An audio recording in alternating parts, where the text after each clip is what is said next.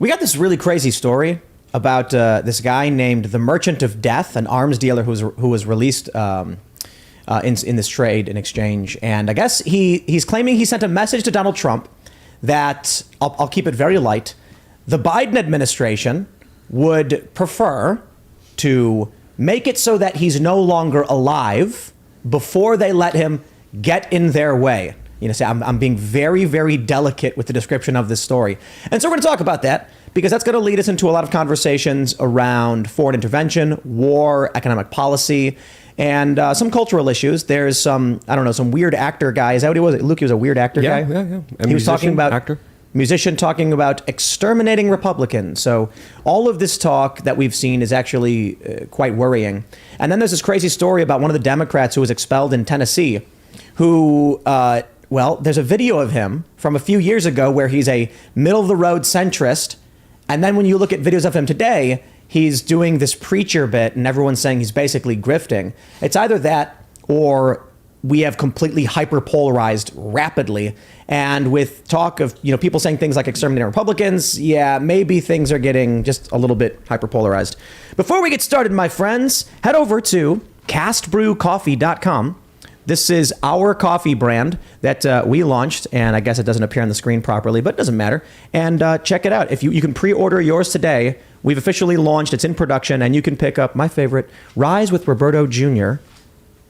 Breakfast blend. It's a light roast, and plus our Appalachian Nights. And we've got more products coming, but for the time being, this is just preliminary. We're sponsoring ourselves. We don't want to get canceled. Then we want to start building companies. So, of course, we're putting together a coffee shop as well as selling coffee. And head over to timcast.com, click Join Us to become a member, because we're going to have a members-only uncensored show coming up for you tonight at about 10:10 p.m. Eastern Time. And for those that have been members for at least 6 months or those who joined at the $25 per month level, you get instant access to our VIP voice chat. It's basically a screening process.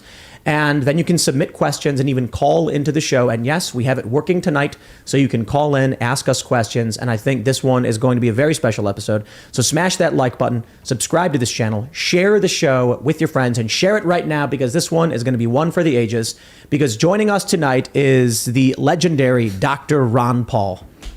Very nice. Nice to be with you tonight. It is an absolute honor. I've been following you for maybe half my life. I remember back in 2008, you lit a fire under so many young people with talk of freedom, anti-intervention, sound economic policy. I had friends who were making music videos based off your ideas that were conveying similar messages and arguing on the internet. So it absolutely is an honor, especially considering everything that's going on right now.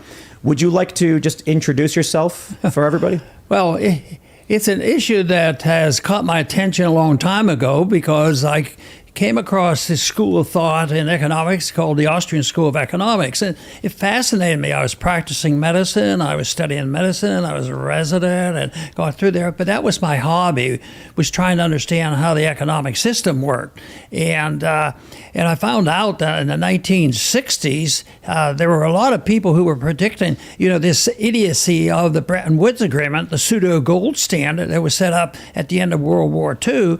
Even back then, Henry Hazlitt said, it's stupid, don't do it, it doesn't work. And so the predictions were going, and the black market, the real market of gold, it was fixed. The dollar was fixed at $35 an ounce. That was official. But we had most of the gold, so we had license to steal by just printing money and handing out the money.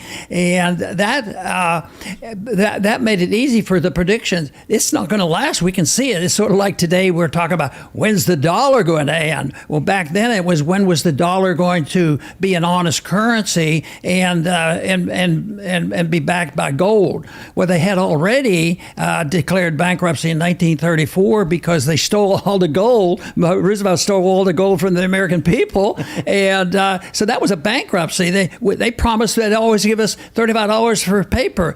And the amazing thing is people said, "Oh, okay, that's fine, just so I can get my goodies," and the money works to a degree. So they patched that together, but they never gave the gold back to the people. And that is what led me into it. And when the crash of the dollar came in 1971 is when I thought, I want to speak out on it, and a vehicle was the political system. And then you ended up, how many terms did you serve in Congress? I'd have to go and count them again. But 23 years. But I was in 3 different times. Yeah. So it led to more. But I had no desire. I never had a goal of, this is a good deal. I think I have an opportunity. I think I could become a congressman.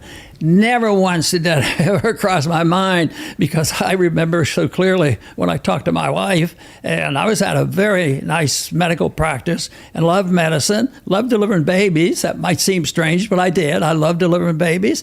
And so when I told her, she said, "What in the world would you do that for?" And I tried to explain to her what I just said. It's an important issue, and that's sort of something that I've looked after, and I want to speak out. She said, "You shouldn't do it. It's very dangerous." She was not into conspiracy. She didn't know anything about that stuff. But she said it was dangerous, and it turned out that she was right, because she says it's dangerous because you're going to probably get elected and mix up our lives. And so I didn't expect to. I thought it was just a speaking opportunity, and that's the way it was for a long time. I was there for 6 years and decided I wanted to go back to medicine. I still had kids to go through college, and then as time went on, and the conditions didn't get much better, so I ran for Congress again, in 1995, and went back into the Congress. But she was right and I was wrong, and even the people who suggest that, oh yeah, I got interested in what you were talking about, when you ran for president in 2007 and 2008 and 2012, and believe me, I didn't anticipate that there would be people like maybe in this room that thought, well, that sounds interesting stuff, and so I was fascinated about, wow. And then I had this revelation that when I went to the college campuses, that the young people were more open-minded than old people. I decided Chamber of Commerces weren't offering us free enterprise, so the young people were responding very well. Matter of fact, the one event that I remember so clearly was when we went to Berkeley. I think Berkeley was considered liberal, wasn't it? That's the way that Far was. left. A little bit liberal, but that was my biggest crowd. I had 8,000 young people come out, and I thought, there's something. Because I knew I wasn't that great a speaker. So I said, that is a great message. What people want to know and young people want to know. And I would emphasize that this is what you're getting into. And so I changed my attitude. No, not every young person in college and liberal college are all of a sudden going to have, great wisdom. But there was a group there that was, open-minded enough that if they heard something, if it was interesting, that they would grab hold of it. And so since that time, I would say that I have been impressed with the interest that has been shown. And that, to me, is the most important thing. Minds have to be changed, and that's what I hope I can contribute to. You've certainly done it for, I think, everybody here. So thank you for joining us. And there's a million and one questions I already have, but we'll introduce the other guests. Well, we got Daniel McAdams joining us. Hey, Tim, thanks for having me on. Do you want to introduce yourself to everybody? Yeah, I went to work for Dr. Paul in 2001. I was living in Central Europe as the U.S. was about to bomb Yugoslavia, and I noticed that there was one great congressman who said, this is the stupidest idea ever. What the heck are we doing bombing Yugoslavia for? And I had spent some time down there, and I knew that this was the stupidest thing. So when I finally got back to D.C., just by luck, I guess, I found there was one person I never set out to work in Congress at all, but I wanted to work for this person who got it. And so I was very, very fortunate to have started working for him in 2001. And we went all the way through his last time in Congress, and we started the Ron Paul Institute in 2013. So this is our 10th year, our 10th anniversary as the Ron Paul Institute. We focus on foreign policy and civil liberties almost exclusively. Sounds great. Awesome. Thanks for joining us. Ian's sitting right next to Daniel over here. Hi, everyone. Great to be here. Good to see you, Ron. Daniel, great to meet you, man. And you guys brought up the Restrict Act and actually mentioned something that I've been talking about, calling it the Patriot Act 2.0. Yeah. Thank you. That was great. Great. You nailed it. Thank you, sir. And we also have Luke Rudkowski. Yep, everyone in the chat room is saying "end the Fed," which is pretty awesome. My name is Luke Rudkowski of WeAreChange.org. I'm really excited to ask Ron about his time machine. We're going to find about that, plus a lot more on the show. The shirt that I'm wearing right now says, "I identify as a conspiracy theorist. My pronouns are told you so," which you could get on thebestpoliticalshirts.com. And I'm doing in real life meetup this Thursday, 3:30 p.m. in Austin. Find out more about that on lukeunfiltered.com. Ron, Dr. No, thank you so much for coming. Dr. No. Well, let's jump into this first story, which will kick things off. We have this from Timcast.com, and it says, Victor Bout warns Trump of assassination threat from the Biden administration. Quote, they would sooner end your life than let you stand in their way. Okay, now I'll just stress, the merchant of death, as they call him, claiming that the Biden administration is even considering this is just hearsay coming from a guy who is an arms dealer who is Russian. So I'm not saying we should necessarily trust him. I just think the general idea is interesting that this guy is basically calling on Trump. Here's what he said, quote, therefore, I think it's in the interests of all of humanity and primarily of the American people to invite Donald Trump here to Russia to give him security and protection here so that he leads this uprising against the globalists and most importantly, does not allow the elimination of the American people. I just think it's a particularly bold and, I don't know, kind of creepy story, as it were. But I do think that in this vein, we are staring at the potential for World War III if we're not already in it. Russia wants to put nuclear weapons in Belarus. The U.S. is providing arms, intelligence, and, you know, I'll say this, the United States indirectly has individuals on the ground, volunteers, who are fighting the Russians. I think that whether or not his sentiment is correct, we are facing some kind of very serious international conflict. So I'm curious, Dr. Paul, your thoughts on everything that's been going on with that? Well, I haven't made up my mind whether or not when people talk about World War III, and most people think in their mind about World War I and World War II is a certain type of war, tanks and bombs and airplanes and all that. And I can't quite visualize that. I think the world has changed too much. As a matter of fact, politics has changed a whole lot as well. But I've concentrated more recently on thinking about how do revolutions come about? Have there changes been made? Have we had a World War III to do it? And I'm arguing the case that we're in the middle of it and moving right along. That the revolution has been fought and it is there's been a coup. We don't have any resemblance to a government that believes in a republic. We don't have honest money. We don't have integrity. We don't even have people in Washington that even pretends, that you're supposed to tell the truth. Remember just recently there was a congressperson that won, and he won by putting on his resume just a bunch of lies. and the other ones got hysterical, the other congressman, telling lies like this. And I got to thinking, well, how many of these people that were complaining about this guy telling lies, how many of them lied when they raised their hand up and swore to uphold the Constitution? Now, that's a lie that really has consequences. Actually, you could probably make fun and make a little joke because his jokes weren't, everybody knew he was fibbing, but the real lies are being told, and that is our big problem. But I do believe there has been a coup, and it's been taken over. And if I want to just put the date in my mind, and anybody could pick probably any date in the last 100 years. But I have picked November 22nd, 1963. What happened on that day? That was the day Kennedy was murdered by our government. Wow. By the CIA. Yep. And at the time, I remember matter of fact, Kennedy was killed in Dallas, but he landed at Kelly Air Force Base, and I was the flight surgeon there the day before, and I was aware of this trip. So this was a big big thing, and those early years, which we talked about a lot, especially the first year or two. Oh, Oswald did it. And then, the person they talk about most is Alan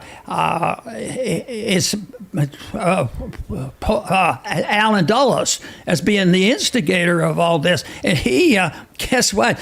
LBJ immediately said, we have to investigate this. The president has been assassinated. What? They never used the word coup. So he's been assassinated. So guess who he puts? There were 7 on the commission, and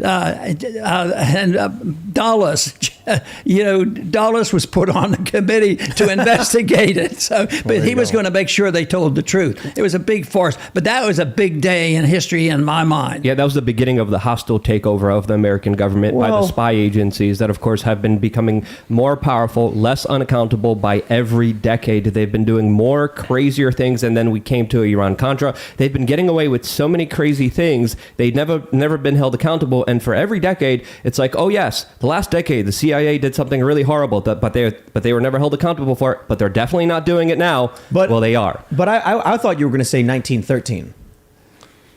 Well, I think that was the groundwork. I start the intellectual changes a little bit before 1913, probably at the turn of the century, the Roosevelt era, and the university started teaching progressivism, and gradually they destroyed the whole principle of, like today in medicine, there's no such thing as truth anymore. And this society has become nihilistic because they can do anything they want, and they have zero guilt.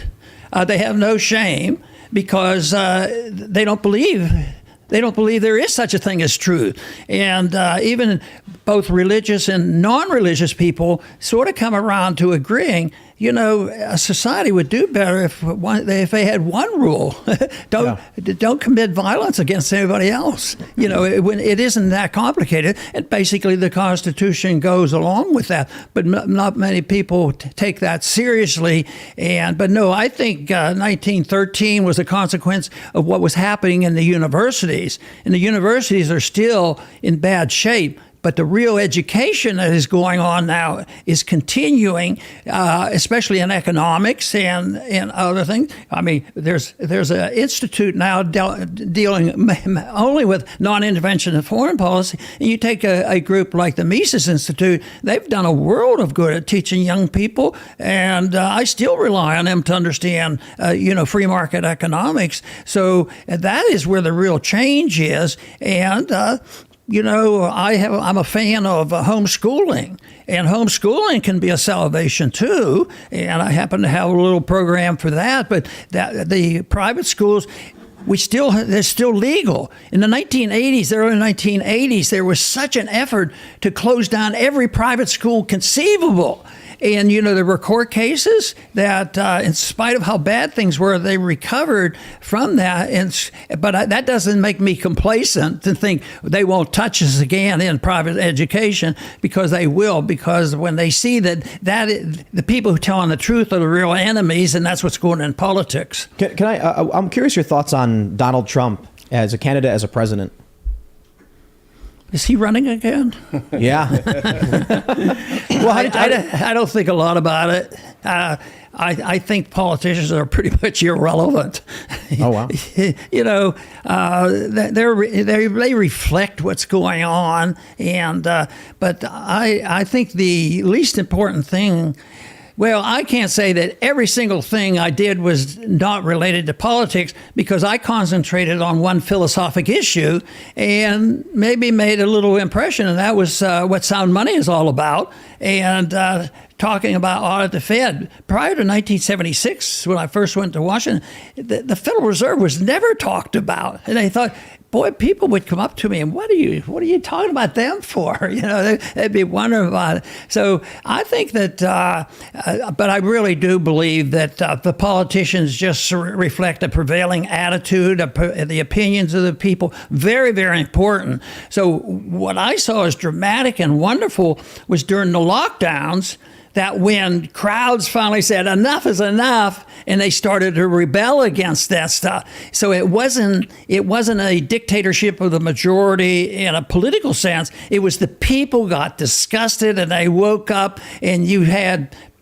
parents waking up, but they're ruining our kids, and they would go to parent PTA meetings and fire some of those people. So I think attitudes are very important. Education is very important. So that's why right now I probably spend 90% of my time trying to understand and pass a message on to others. The reason why I asked about Trump is because you said just a moment ago that you think the revolution was it 1963? I think you said, right?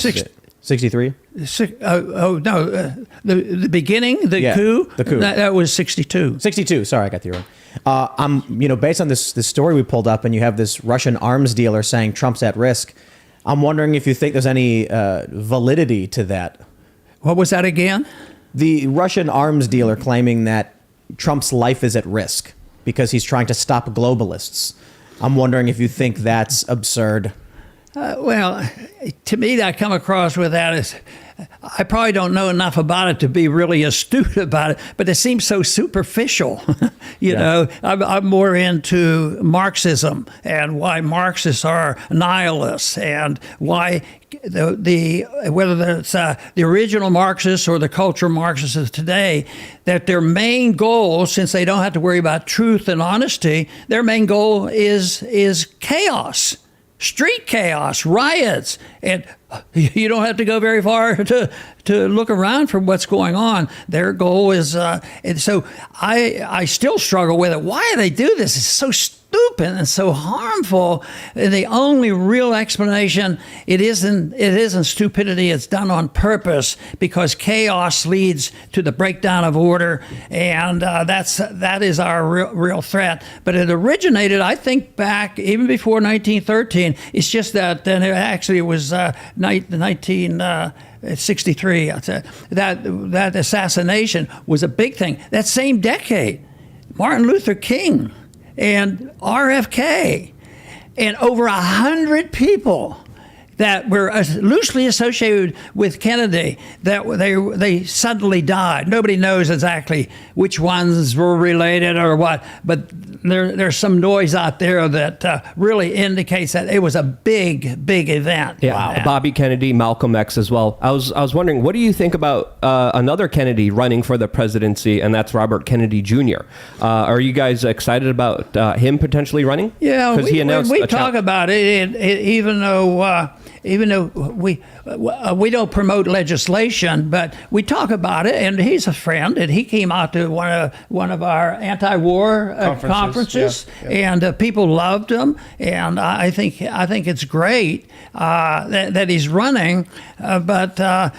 It's not likely. I mean, I'd have him on my program if he would come on, but I probably am not into the endorsing business, because I think that's very secondary to waking up the people. I want the people to wake up about the monetary issue, which we're going to have the opportunity because this monetary system is just starting to crack. And then the people wake up, just like they got sick and tired of the lockdown. And I talk about the football game that I don't remember where it was, but there were 100,000 people showed up and they didn't wear masks. And that was sort of the breakthrough. I thought that was fantastic. The people will wake up, and that's what I figure that I can contribute to, wake people up. I just want to ask you to elaborate on the monetary policy aspect. Right now, we're seeing eggs at $6 for a dozen. We're seeing, banks going insolvent. Can you explain what this economic system is? What's wrong with it? Well, the main reason is you don't have a definition of the unit of account, because if you were building a building and you were an architect, you'd want a unit of account or a unit of measurement. How are we going to measure all these things? Are we going to do it in feet, yards, or whatever? Because everything has to be measured. In economics, you have to have a unit of account. And that, of course, is a defined currency. And they can get away with, messing it up for long periods of time. We were able to get away with destroying the unit of account, all the way back in 1934 and 1971, the way it is now. But we were very, very wealthy. And we still are wealthy, but we're getting poorer because people rely on debt, and the debt is growing, and the price inflation is moving along, and it's a consequence that they've destroyed one of the most important items, the most important price in economics is the price of money, how much it takes to borrow. What was it? Minus for a couple years. And during that time, the Fed would come up and say, oh, we're having trouble. We want the inflation, the price inflation. We want the destruction of the value of money go at 2% a year. And it's down to -1 or -2. This is the craziest thing in the world. The last thing they should be doing. But now, and I said, when it finally gets to 2%, you wait. You won't even see it. It'll be 10% after that. And now that's because there's the theory of subjective theory of value that tells you that you can't make those predictions, but you can make predictions that if you mess up with the monetary system, run up debt, all this debt has to be liquidated, and we are in the middle of defaulting on that money, and that is the crisis we face. And right now, we're not very far along at accepting what we have to accept if we want to crawl our way out of here and get back to being a productive nation. Do you think I just want to go back a little bit what you said before this statement, because I think this is what really is important about your message. A lot of people are like, what politician is going to save me? And in reality, no politician is going to save you. Personal responsibility is extremely important. What's happening with the big banks, what's happening with the ESG score, the international, multinational corporations running things is far more important, especially when it comes to your own individual decisions that you make in everyday life. And I think this is why that message is so much more important, because everyone's like, please, someone save us. In reality, the only person who's going to save you is you yourself. And you've taken many steps. Homeschooling, you opened up a homeschooling network as well. Can you tell us how that is going and how people could potentially be involved in that? Well, it's the Ron Paul curriculum. You just get on the website there, and the school has done steady and does well, but there was a big burst of interest, during COVID, but some of the people went back to the government schools, after that. So I think that people will respond, and that's why the important thing is to keep things legal so that we can do that. And that's why the internet is so important. It can be a destroyer, or it could be our savior. I mean, we do our program, on the internet is where we do it. We get programs like this out. So that is, and every once in a while I'll see something. I've always thought, the libertarians will take care of that. There's a lot of smart people. They know this. And when the government comes in and takes over the internet, they will have competition. And I think we're getting it. And it's just a little bit slow in doing it. But I think as long as you have some freedom there and can use it, but that's why we're in such a threatening period, because they're destroying our First Amendment rights. People are getting punished for this. They lose their jobs. I knew doctors that, I'm taking care of patients, and they say, and they might have, their livelihood. And they said, well, if you don't get your shot, you're going to lose your hospital position, your hospital privileges. That is really wicked stuff. So that protecting the First Amendment is one of our biggest challenges right now. Yeah, I think the way the First Amendment translates to the internet is software code. We need the access to our software code so we can see if it's spying on us or if it's feeding us malinformation algorithms. It's going to be like an amendment maybe to the Constitution to guarantee a freedom. Let me break that down and actually ask you, Dr. Paul. What Ian brings up a great point. When you're on Facebook, when you're on Twitter, they're choosing what you see to manipulate what you think. So how can we have free speech if these big corporations are only letting us see one thing? Well, you can't. And I'll be the first one to tell you that technology, I don't understand a lot of it, but I want it to be free and to make these decisions elsewhere. But no, the big thing is, and Jonathan Turley has done such a great job to exposing this. The line has to be drawn in, and I bet you there are a lot of libertarians at the beginning of this. I was like, well, these companies are private. They can do what they want. We're not going to close them down. But there is an answer for that. They're not private. And early on, I said, they're nothing but the arm of the government. And that's a big difference. And then all of a sudden, we got the proof of that. But that came out now. Not many people are talking about it, but the FBI and the CIA, they work with these companies like all the social welfare, social companies.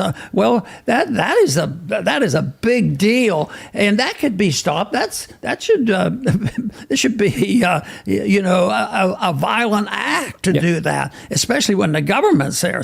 That's why we should have a lot less government. Yes, and they did it from the very beginning, especially with companies like InQtel, especially with a lot of the seed funding, especially with a lot of the advancement that government gave companies like Google, Alphabet to the advantage over their competitors. And I saw a lot of people argue, even just a couple years ago, being like, these companies are private companies. They could do what they want. We have to stand by capitalism. I'm like, you guys aren't even paying attention to what's really going on here, because, as you said, they are arms of the state. They are acting for their own best interest, and they're sowing division in this country, creating order out of chaos to specifically create a situation where we are fighting each other over petty differences rather than actually looking at the true source of our problem, and that's the dollar being devalued. That's our currency just being thrown away, and our whole livelihoods just being taken away from us, which is absolutely crazy. Do you think it would be righteous to default on the interest to the Federal Reserve? Yeah, I think if I could write a pen and close down the Federal Reserve, I just would, and everybody has to scatter. What would be like the evolution of our monetary system? What's a better system? But I wouldn't do that. I guess I say the most important thing, if you want to act in a somewhat gradual system, because you're not going to do that. You're not going to do it, because if you cut the Fed off, the whole thing crashes, and there'll be revolutions and all this. So I started with getting more information. That's why I concentrate on auditing the Fed, find out what they're doing. And the one thing over the many years that I've worked on this, that is the most important information that they hang on to, and that is their transactions with foreign governments.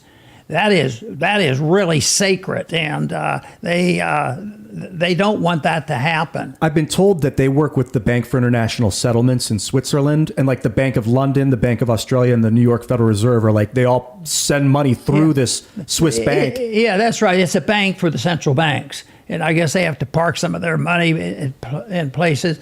But it's the nature of the monetary system. See, if prior to central banking, which was, the debate started with our revolution with Jefferson and Hamilton. There was they weren't discussing the Bank of International Settlements back then. So it's totally unnecessary in a free market. The most important thing is define the currency by weight or something real, and then prohibiting anybody from disobeying it. And the Constitution is pretty clear on it. And some of the states now are reacting to this. States are coming through and trying to develop their own currency, because it's tough for them to say, well, the states can only use, gold and silver as legal tender. Now, my bill in Congress was a little bit more generalized. It said, repeal all the laws, all the monopoly laws that the government has and control, and let the market decide it. But the founders said, no, even the states can't just print up their own money. But I think in a free society, a libertarian society, you could have contracts. If you're setting up a bank and you say, this is the unit of account, and they say, and you're going to use gold, you have to live up to your contract. It seems like crypto is the new contract, which is data. Like, what's the account symbol? It's how much work was done to produce the Bitcoin or whatever. So you can see on a database, well, there was this much computer power used. Well, yeah, and that gets a little more complex, because if you say what's behind gold, everybody knows about gold. They've used it for 5,000 years, so people know what it is. But it's always been. Gold didn't fall out of the sky and become money. Gold came out of the ground and was pretty, and they used it. jewelry and it valued and all the important things of money. That happened, then it became very practical to be used as money. But you might find 20 things and more all the time. There's actually things being advanced now. Even when I was in medical school, we studied about there were some arthritises that could be treated with gold and silver, gold especially. And there's more and more silver's been used as a medication, and so it should be legalized for that reason. But that's what helps make it money. That isn't that you're using money to do that. It means that is what makes it money. I don't think you could make the same argument with a crypto. What are you going to say to we've created a crypto coin because we used to use this in medicine? Well, I wanted to say this. I think because of you, Dr. Paul, you made a lot of people millionaires and billionaires. Because when your message was going around about the US dollar being unsound based on these policies, there were a lot of people that were trying to figure out what they could do to store their value properly. Of course, gold and silver were big. But when Bitcoin emerged, a whole bunch of libertarians and people who had heard your message said, I'm going to check this thing out. And they bought a bunch. And 10 years later, they're worth $300-400 million. Because governments all over the world are buying crypto and trying to use it. Many people have decided for whatever reason it has value to them. And the early adopters who were paying attention to the problems of the US dollar, they got to rise along with it. So what does that prove?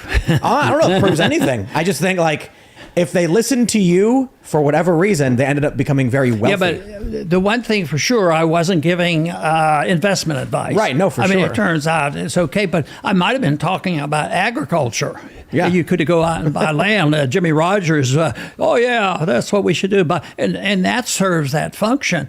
But I think that's a little bit different. The way I answer those questions is, does that mean you want to be cautious and make some rules about Bitcoin? No, I'd let the market decide whether people really want Bitcoin or not. I go to a lot of Bitcoin crypto meetings and things, especially early on. And at these meetings, I became a little bit nervous because they had one individual there that they were hovering around, and these are the people that was running the conference. They were hovering around this woman that said, she had experience with Washington, D.C. as a lobbyist in Ways and Means, and will protect you when they start writing the laws about it. And I thought, no, you don't need.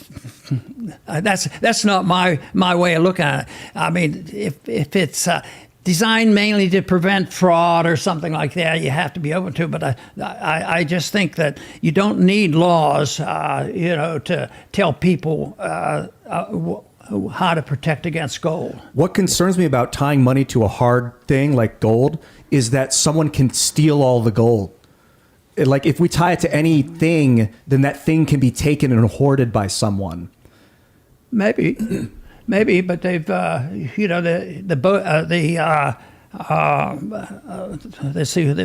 silver people back in the 70s, Hunt Brothers, they cornered the market and they took it up when silver was $5 or $3. They took it up to $50. They were hoarding it. Wow. But the market came along and took care of it.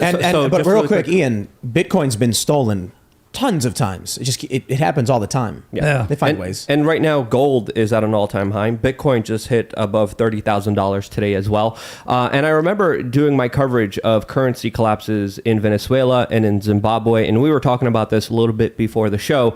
Before a currency kind of collapses, a lot of different things happen before it does. There's many things that happen in many different years, and then all of a sudden when it drops quickly, and the effects are one by one by one by one, and it goes by so fast, people are shocked and surprised. Do you think that is possible in the United States? Do you see a possible currency collapse, and potentially on what kind of time scale? No, I don't think it's possible. It's going to be. It's going to happen. Inevitable. So it will. Because they can't keep doing this. But you mentioned that some of those people that took my advice, I wonder if they're going to give me a cut on what they made. No, it just happened that it was an alternative, and so far the alternative has made a lot of people rich. But do you think there were 10 people, 100 people, 5,000 people, or a million people that bought cryptocurrency or crypto between 30 and 68? And it's on the way up and then on the way down. There's a lot of buying and selling. Yeah.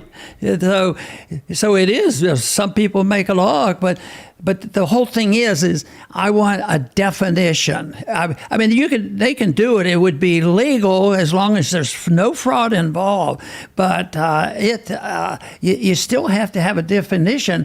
I can define a gold dollar.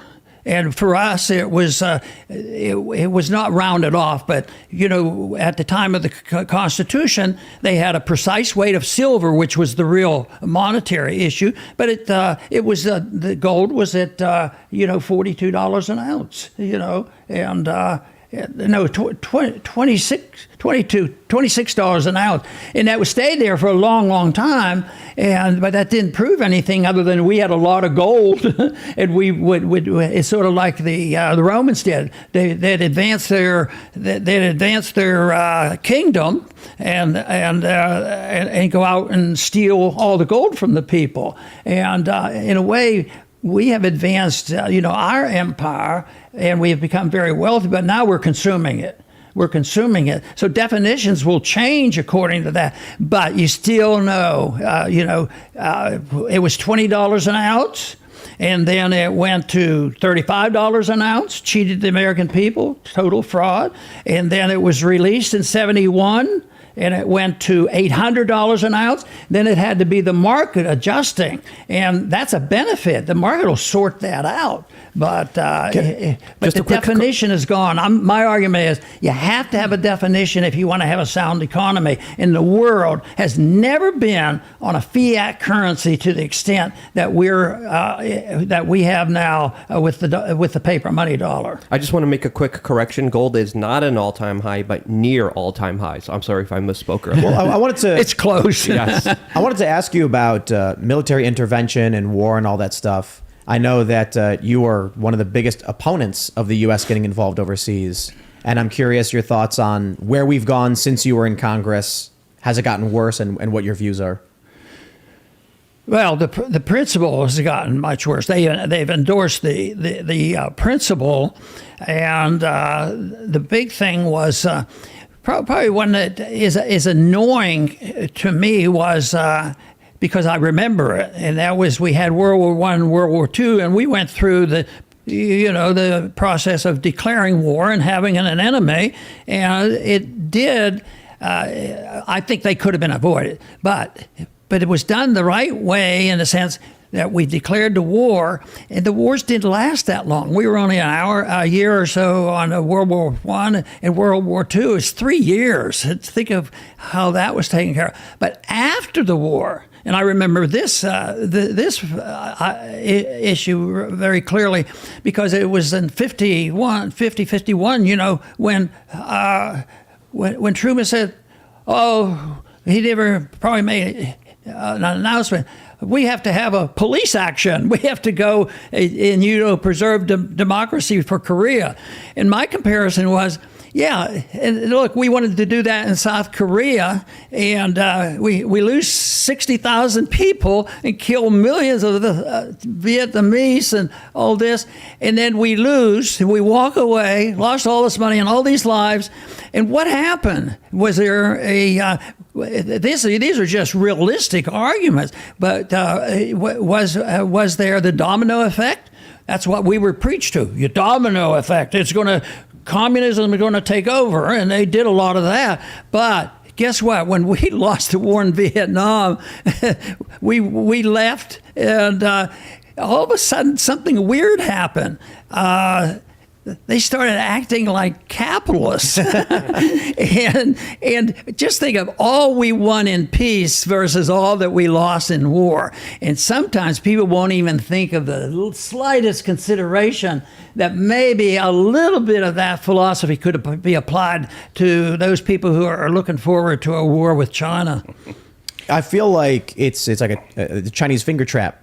That you've got so many people who want war, and they make the argument, we need to go there to stop Russia, we need to go there to stop the terrorists. But in doing these things, in engaging in foreign intervention, it's creating recoil or creating blowback.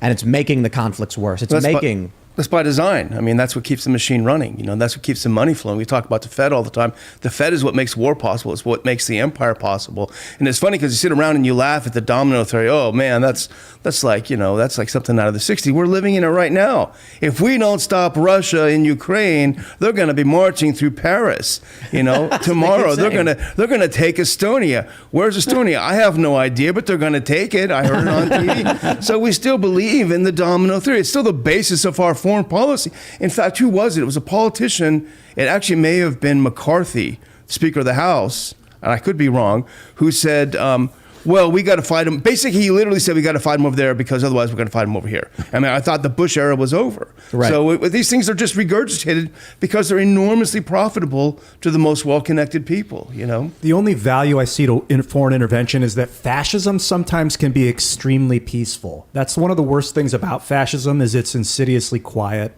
I mean, modern fascism, it's capitalist. They run your social media. They make you see things you don't understand. And so at some point, if you don't do anything, it will just happen around you. Let me try to elaborate on what I think what you're saying is what we're seeing with big tech, what we're seeing with the establishment, this authoritarian takeover, subverting our systems, buying people out, and slowly creeping in and taking things over. Is that? Yeah, BlackRock, these Right. mega corporations that are buying land and things like that's it's happening in the name of peace because it's being done with dollars. But I don't know if fascism is the right word because some people might take the word fascism literally.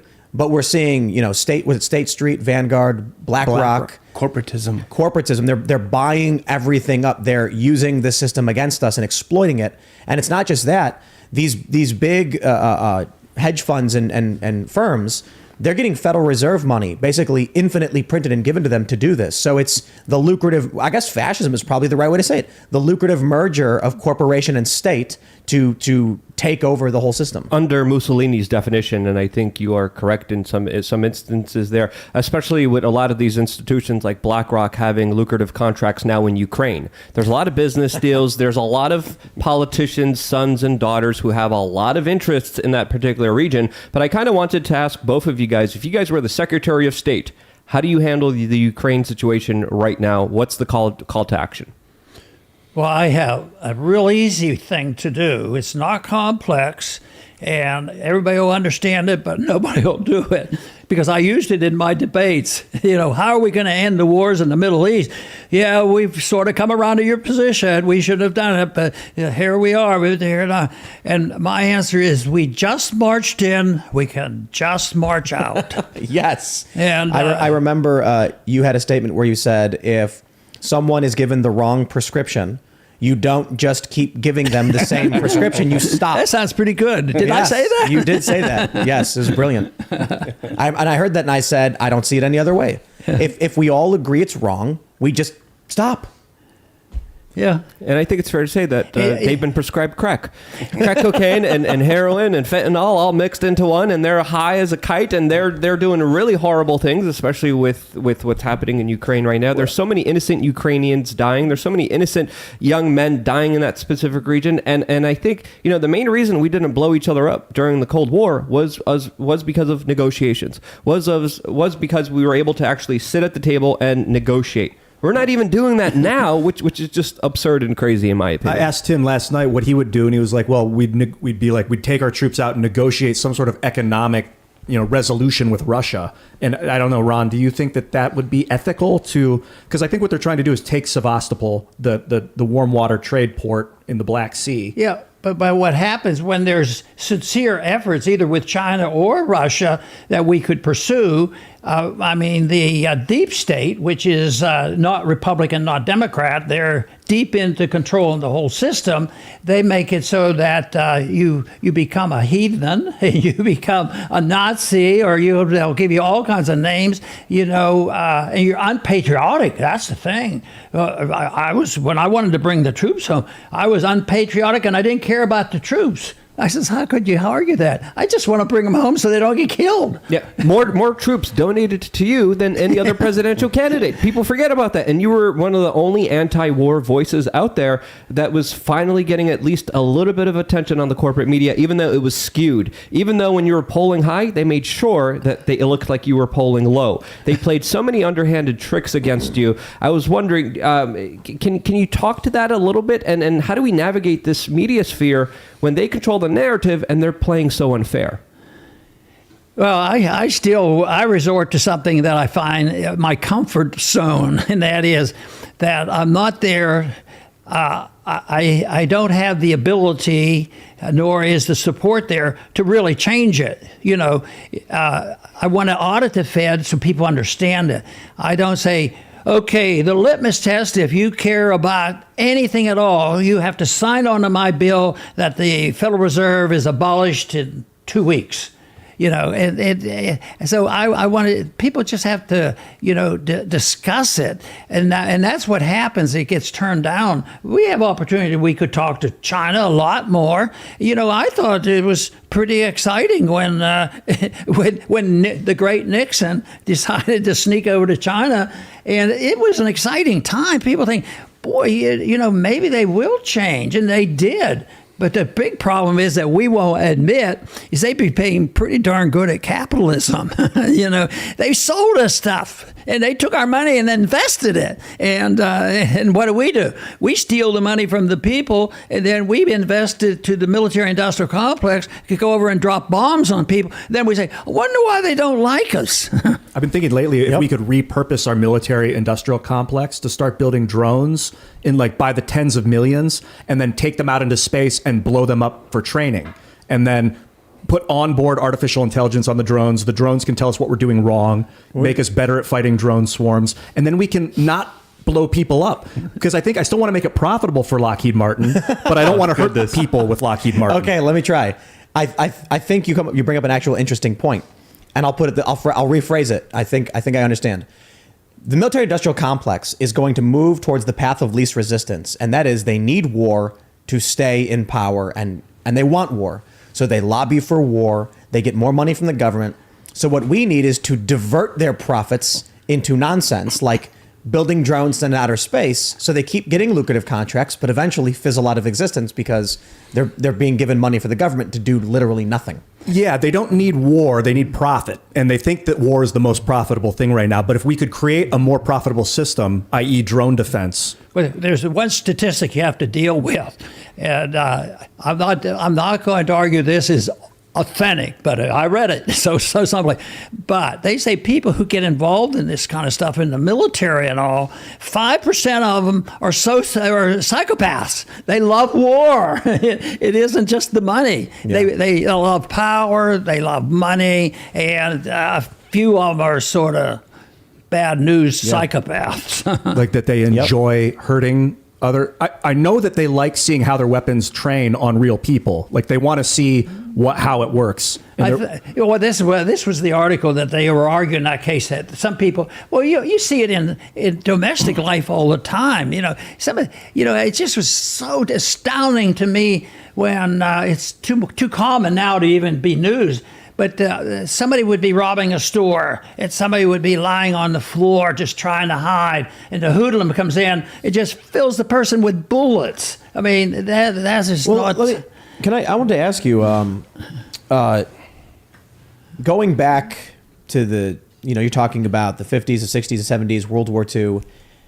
I'm 37. I'm curious, with everything we're seeing in today, with political conflict, as you mentioned, with crime, was it at all like this in the 60s, 70s, and the 50s? Or Anything like that? Well, I wrote something recently that what it was like in 1945, because everybody said the world's going to end tomorrow and things are very, very bad, and I agreed with that. I talk about it all the time.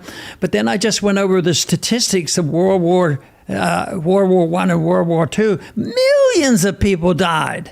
And it was very a disaster. So it's continued. But the founders made the point, and I'm a strong believer in it, that ultimately the kind of society we have depends on a prevailing attitude, both intellectually and spiritually, of a community. Because the non-aggression principle, fortunately, can be used by people in a spiritual realm or in a pragmatic zone. Just say this doesn't make any sense, and yet we continue to do it. But I think it's the nature of mankind, and I never heard discussions about nihilism. Of course, that's been discussed in the philosophy books for a long time, but nothing like it's talked about now. And I've sort of been concentrating on that because if you don't have truth, which we don't have anymore, then you have nihilists, and you're dealing with people that have no conscience. And when you understand that, then you understand the people who just shoot to kill and do all these things and that's going to cause chaos and people are going to die. That'll open the doors for true Marxism. We have to get rid of all this garbage you people are living with. So for us to devise, the perfect socialist state, we need to get rid of all these notions about freedom and capitalism and honest money, and that is their goal. And since they're nihilists, they don't care. So do you think that the reason we're seeing the spike in crime is that these people are intentionally releasing criminals and making not enforcing laws because they want to destroy the system? Well, I think that they've just lost all contact with reality. I think they are psychopathic in that sense. A psychopath has lost contact with reality, and that sort of can be a collective thing. The mob psychology. I mean, we're operating sort of with a mob psychology that people are joining this, and they have all kinds of excuses. I've been. As much as I try to think about this, getting all these corporations and so many people to go along with this lockdown. And most of them are, you think they can't be as far off as I described, but they just go along with it, and it's sort of scary. But I think the point that the founders made is they said this Constitution isn't worth much if the people are immoral and have no principles and they don't believe in truth. How can they believe in honest money if they don't have any principles? And they don't have a unit of account. They don't have a unit of account for the money. They don't have a unit of account for social matters. Perhaps this is why they're saying 2 + 2 = 5, which was a big thing they're still pushing, to be honest. Or what is a woman? You said something really... that's it. That's a good example. You said something really profound about the non-aggression principle in regards to spirituality. Like, I know about non-aggression principle militarily, but the idea that in a conversation you could have a non-aggression principle with another human, and that if you live like that, maybe it'll create a society where then that starts to happen. But it happens all the time. I've made optimistic statements, and I have to be careful because it sounds too optimistic. I say, I remember growing up as a kid in the Depression, World War II. I was in grade school, high school, college, medical school, military. And I said, there's hardly anybody that I met that I thought was a real scoundrel. My neighbors have been easy to get along with, and we happen to be believers. So the people we associated with in a spiritual way, They were never a threat to us. So there were so my impression, if it was my narrow impression, but most people would say, "Yeah, but what a boring life you had," and they wouldn't accept this because life is much different, and you have to have a good time too, Well, it's the old curse: "May you live in interesting times." Yeah. So maybe it's kind of good when your life is boring. You get to focus on your passions. You get to take care of your family. Well, it's good to be forceful in your life, but not necessarily aggro. Like there's a difference in like forcing your personality and beliefs on someone and being aggressive with it. Well, this is the issue I see today. We have what we would refer to as the left and the right, or whatever words you want to use to describe, wokeness and freedom or whatever. One faction says lie, cheat, and steal because the only truth is power, or there is no truth but power. The other side is an amalgam of different ideologies that all tend to agree on the rights of the individual. So I think while all of us in this room may disagree on certain, principles or philosophies, we mostly agree with life, liberty, and the pursuit of happiness. And that's where we differ with those who seek to use aggression against us or others to control them and gain power. We actually think people should be free to live their lives, et cetera, et cetera. But I think people... the shortcomings comes from, I'll use the word conservative, but the conservative element sometimes wants to tell you exactly how you should live. But if a conservative who wants to do that accepts the principle of non-aggression, yes, he can be critical. He might want to approve it because if it happens to be somebody in your family or a friend and they're killing themselves with drugs and all that, you might try to help people. But I think that the people will respond. But the problem is that there's this momentum, and I think economics have a lot to do with it.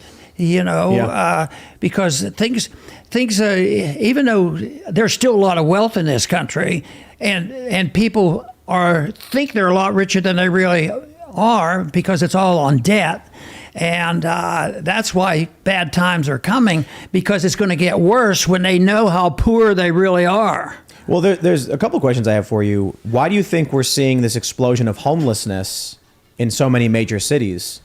And why is it that they are at the same time, and I think these are related, don't get me wrong, but I'm bringing them both up. They say that it's hard to find workers, but we're also seeing this wave of unemployment, of homelessness. You'd think those two things would solve themselves. I think it's a reflection of stupid policy, welfareism, and that means they know it. Look what happened when the COVID broke out and people wanted to take advantage of it. Everybody got checks, big checks. And they have so much money that they printed it sitting around. How are we going to spend all? So they feel like they can trust that. But the trouble is the payment comes in a different way. The taxes are very high, much higher than they really think. The liquidation of debt, the default. People keep worrying about, will the government not send me my check? Is there going to be a default? The default is rip-roaring, and it's going to get a lot worse. That means that if I owed you $100 last week and I can give it to you today, it's only worth $50. You've lost $50. And governments do that. They steal from you, and they transfer wealth, and that's where the real problem is. And people don't understand that because they say, the one statement that I've heard for so many years is the people who get into trouble as a result of stupid government, they say, the only problem I have is I don't have enough money to pay my bills. I go to the grocery store and it's $200 and I only have $100. So it's always a shortage of money. And the problem is there's too much money printed out of thin air and it doesn't have value to it. There's no unit of account. So having a unit of account in social things and economic matters, I think, are very similar. This is how I explain it to people. I went onto Amazon and I was searching for a tablet, put it in my shopping cart, and I think it was like $470. I forgot to buy it. 2 days later or so, I go back on Amazon and there's a notice. It says, a price change for an item in your cart. I click it and it says, this item is now $600. This is the easiest way for the average person to understand how inflation is happening so rapidly. I could have bought it 2 days ago for $150 less, Well, that means if you made a plan and said, okay, I make X dollars per hour, I have Y bills, and the tablet costs Z. That means I have to work this many hours to be able to buy this tablet at the end of the month. So you work those hours, and then by the time the end of the month comes, the tablet now costs twice as much because you weren't actually making any money. As you were working your job and saving, you were losing money. See, free market Austrian economy is completely different than Keynesianism. Keynesianism believes in the computer. You put in the numbers, and they'll tell us, print $100 here, and the people will do this. That's not true. It never works out because one of the principles of Austrian economics that has helped me understand it is the artificiality of it. Is the pseudo theory that you can't measure things that way because there's a psychological factor there, and it's how bad do we want. So if we doubled the money supply in this room, we're not all going to do the same thing. You can't tell what the people will do, what their measurement will be. Some might save it, some might spend it. That's why this theory, this subjective theory of value, I think explains it. That's why it's a mishmash. That's why you can go, 10 years and gold prices doesn't move, and yet they've been printing money like crazy. Then all of a sudden we have our prices going up. But that's all explainable through Austrian economics. I did find that really interesting that the price of gold has been fairly stagnant, I think, over the past 10 years. Is that artificial? Is it being artificially held down? Well, there's a lot of manipulation. That's the most important price fixing that they can do because the gold eventually will measure value. No matter, they will be the unit of account.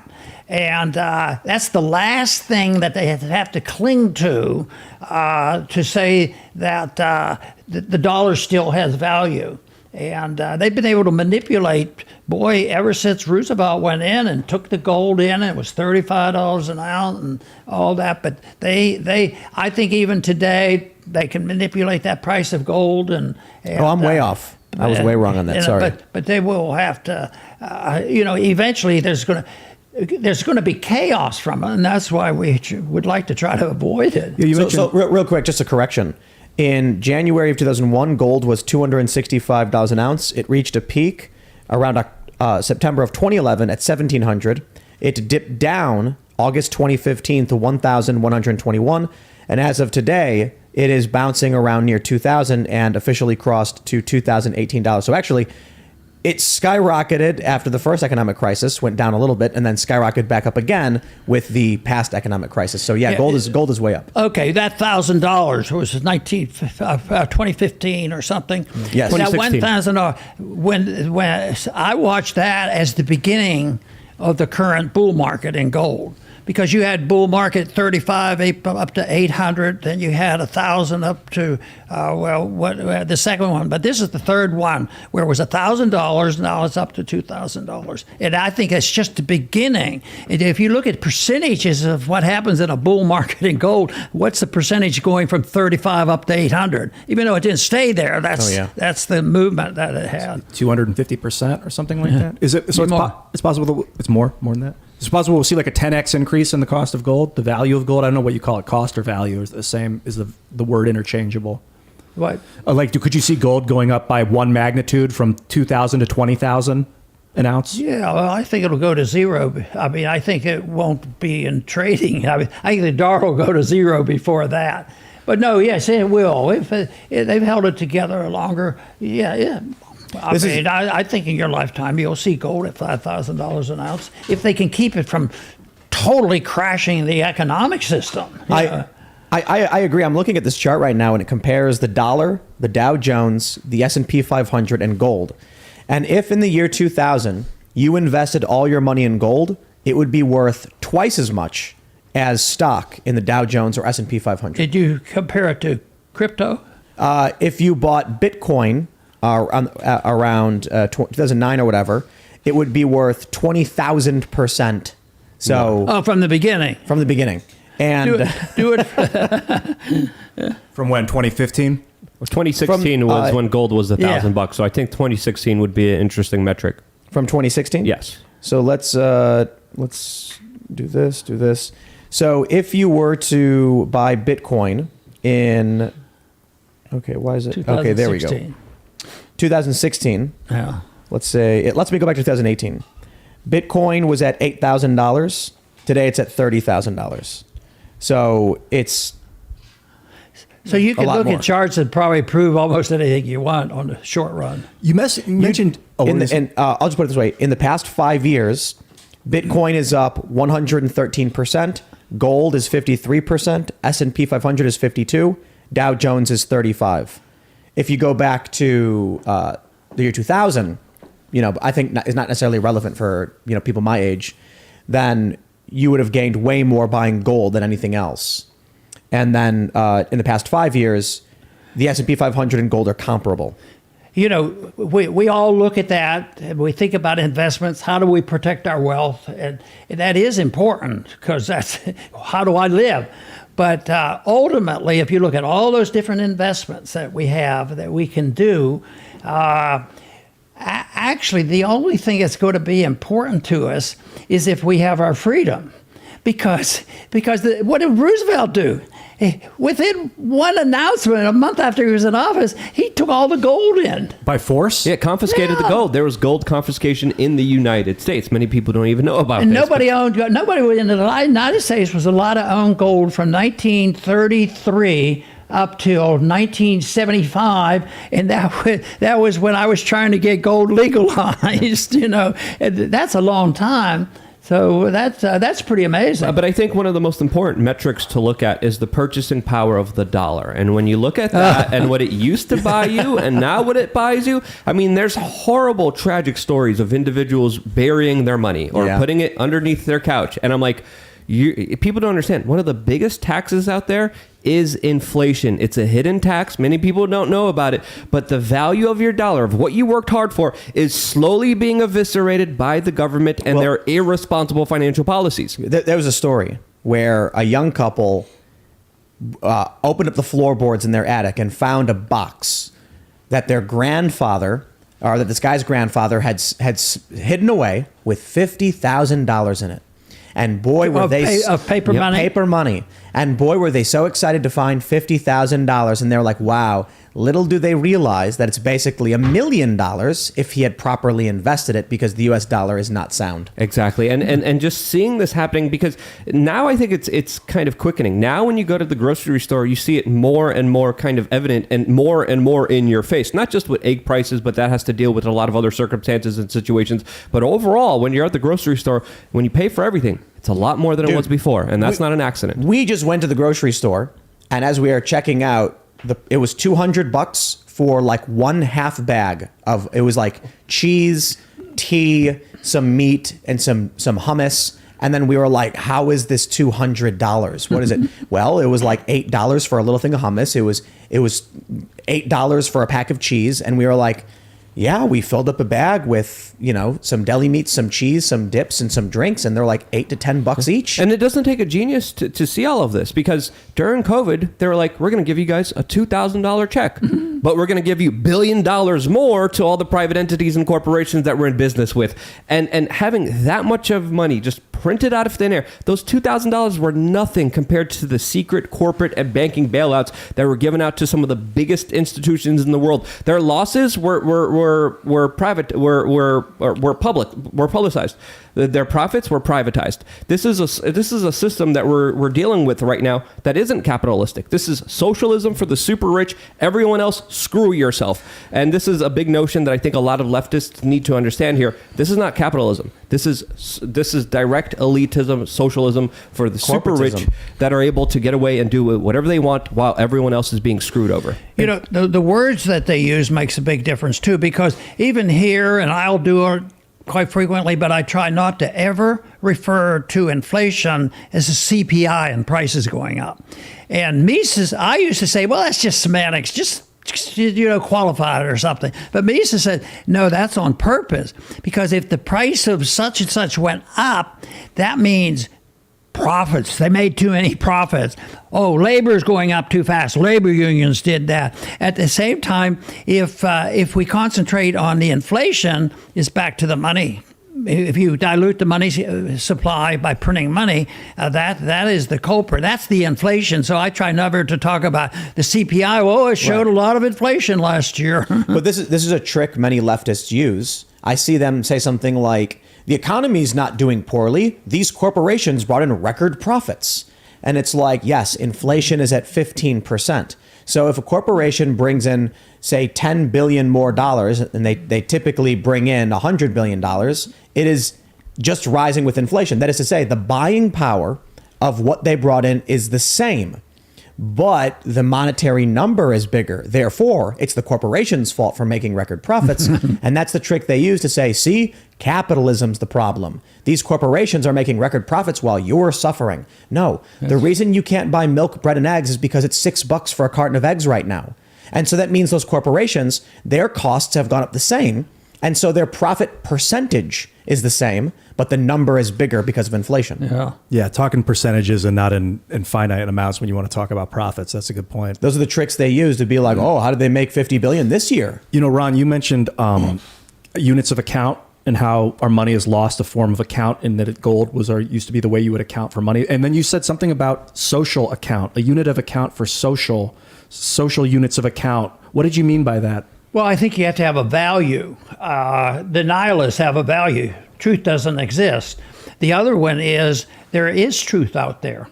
And it might not be, you might not have the same definition, but in principle, all the way back to before Hammurabi wrote his code, they had an idea, and the code would define.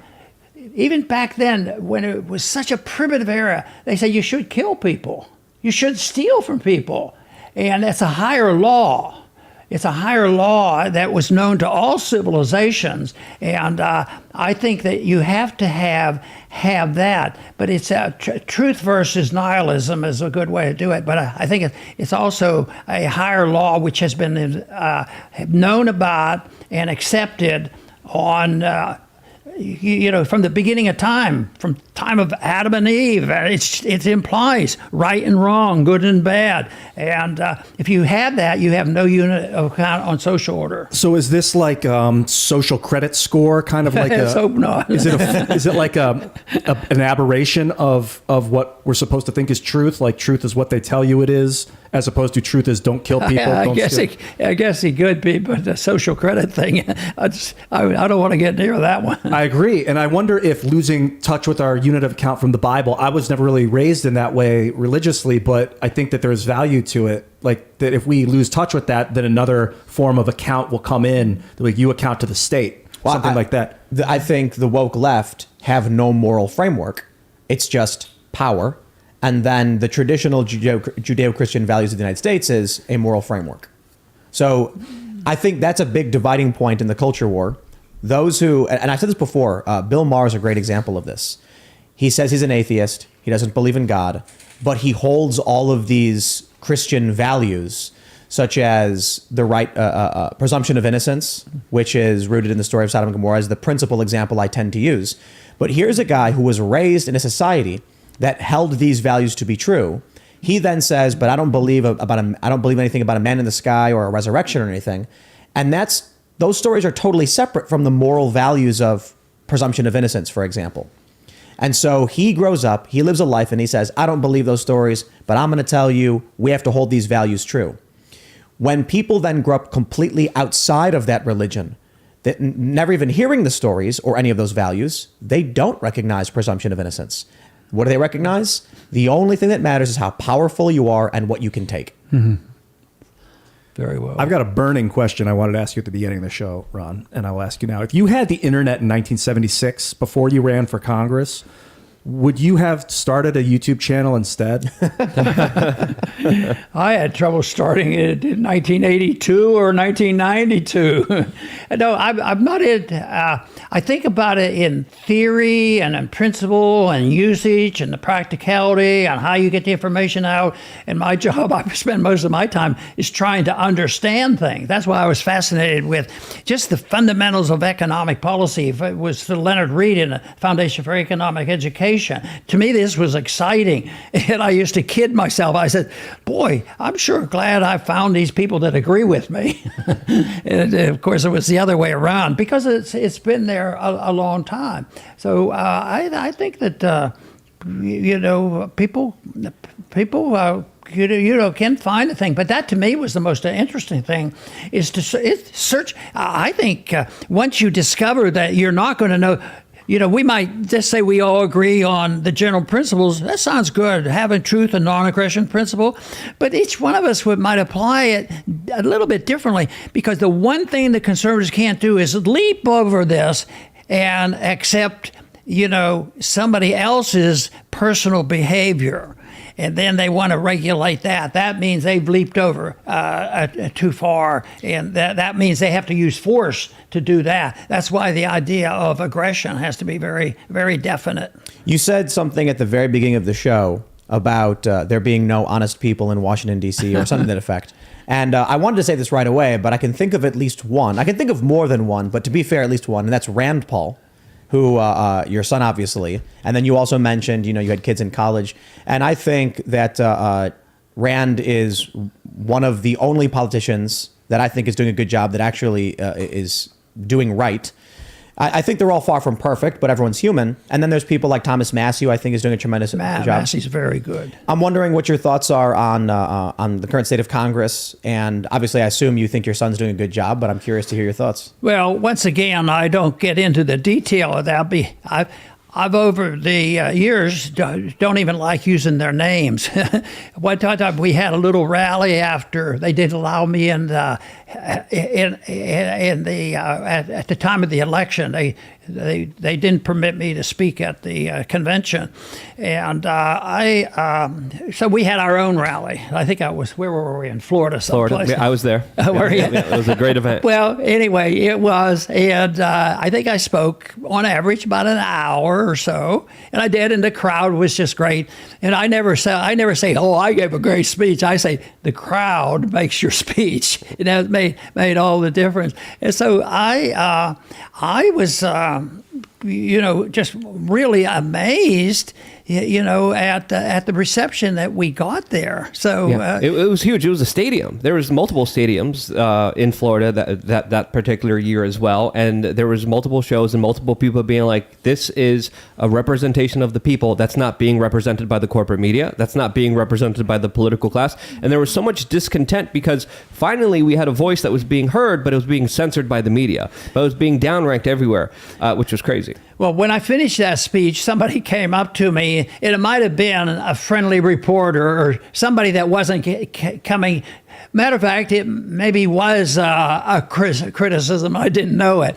A person came up and he says, you talked for over an hour. He says, and who were my opponents? Let's see, that was Trump. No, I don't think that was Trump. I think that was Romney. Romney had Gingrich. No, who was the Democrat? That was 2008? That was Obama? Yep. Yeah. Yep. Obama. And Hillary. Yep. And the guy come up and he says, you talked for an hour. He says, you never mentioned either of their names. You're supposed to go after your opponents. So I didn't mention the Republican or the Democrat. So I put that down on the list. Well, I think it's a distraction, and I never enjoyed it, even though I have to admit that I've been getting pretty sloppy, and Daniel has to put up with it because what I do is there's one person that does upset me, and it happens to be a woman, and that doesn't mean I don't like women. I mean, I'll tell you. And that's Nancy Pelosi. Well, we all agree with that. I think she's a nihilist. Oh, yeah. A narcissist, power-hungry sociopath. And if I could just ask you, throughout all of your years surrounding by all of these horrible people in Congress, do you attribute what they're doing because of malice or ignorance? Why do you think they were doing what they were doing? Why do you think they're such a cause for battle? Let me just simplify that, Luke. Are they stupid or are they evil? There you yes. go. That's better. Yes. Both? I think that the problem that I look at is intellectual and philosophic. we started a conversation with talking about 1913. I said even a little earlier. I think people are influenced by that type of thing, and the control of the scenario, the control of the propaganda is the real problem. Now the individuals, they're sloppy. They're not well informed. I had people come up, some liberal Democrats, when I first went there in the 70s, they'd come up and they'd say, I can't figure out what you're doing. Why are you voting with this guy over here? And I just sort of laugh because I got a charge out of it.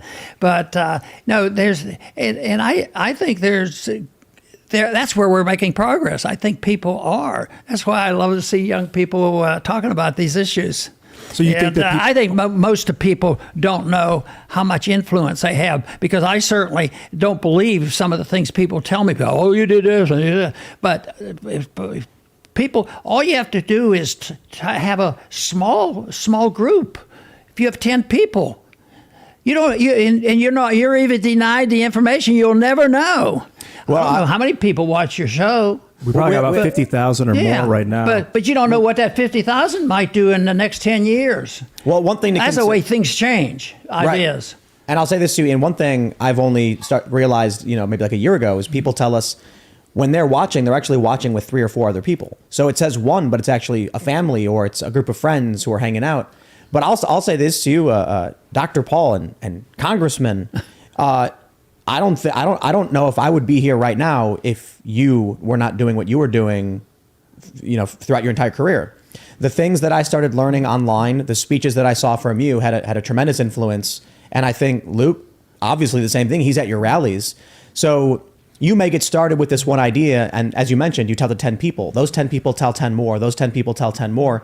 And before you know it, 30 years goes by and you're sitting on some dude's podcast who's like, remember that one thing you said about the wrong prescription for war? And you're like, oh, did I say that? Like, I had a huge impact on my view of a lot of this stuff too. So I think, there's probably a lot of people out there right now who hear even this show and we don't even realize. I always, in more private conversations, when we get into these talks like this, I always want to know more about where you were, why you changed, what happens, and I don't do it for you to say nice things about me, but what was it that caught your attention? Mine is a bit more complex. I narrowed down the monetary issue, but do you remember what it was that got your attention? I voted for Obama in 2008.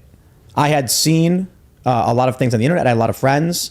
I had heard about you. I had seen the revolution stickers and things like that.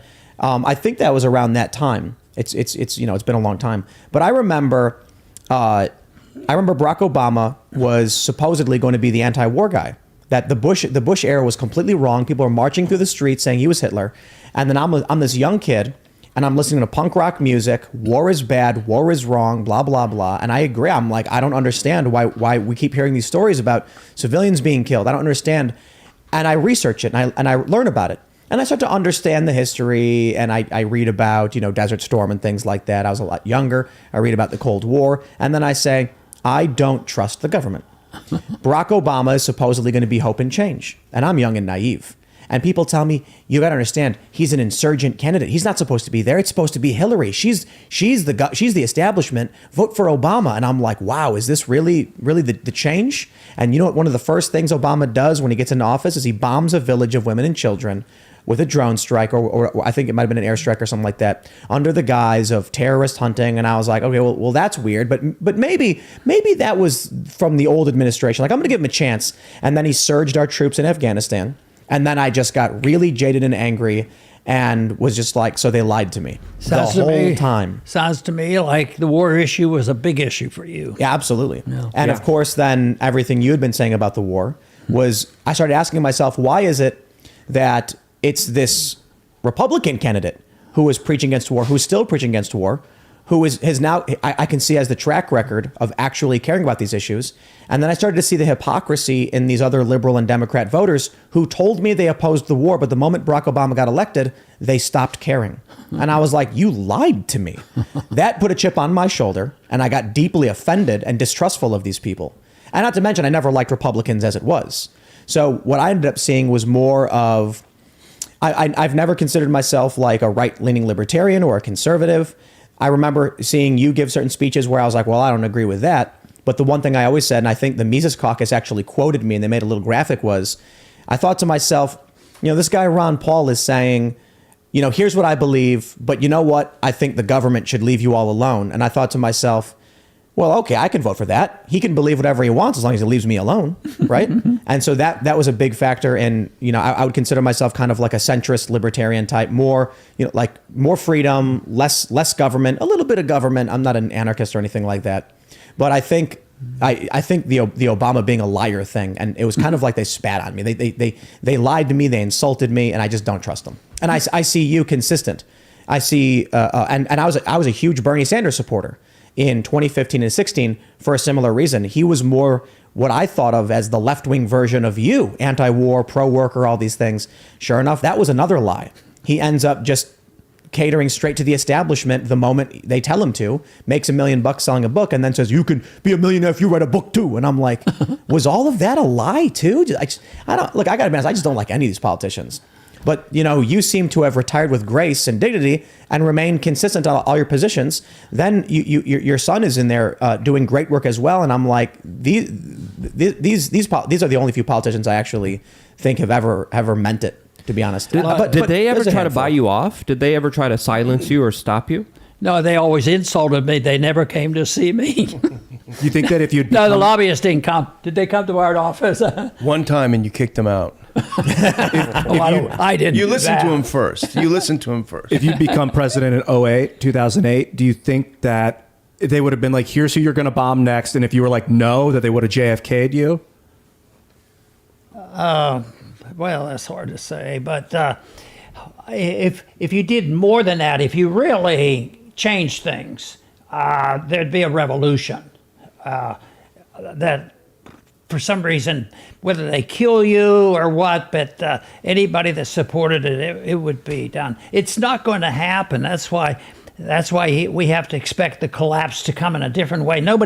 We can't get enough people in Congress to pass the right law to really change things. It's good that we have there, and we have a few more now than we did before, with the recent election. But it would be catastrophic if you really change it. If you can't close down the Fed. The Fed has to close themselves down. Yeah, you mentioned auditing the Fed at the time. It was like 2009 or 10 or 11 or something. You're talking about auditing the Fed, and I kept thinking, no, repeal the Federal Reserve Act of 1913, repeal it. But now what you're saying is that would pull the rug out. Yeah, well, I want to repeal it. I've had bills in to repeal it. It's just that I had a lot of Democrats sign on to auditing the Fed, and all the Republicans, but they wouldn't have. I wouldn't have gotten 5 votes to abolish the Fed. There's a famous Well, video. it was a practical. It became pragmatic, but it was also to me educational, because I was surprised we did that. Why won't they vote for auditing the Fed? What's their, are lobbyists coming at them? Are their lives threatened? Well, because that money is being distributed secretly. Yeah. It's a really a big privilege. I think that. Where was it I read? I think it was $31 trillion they passed out over COVID, but it's off the books.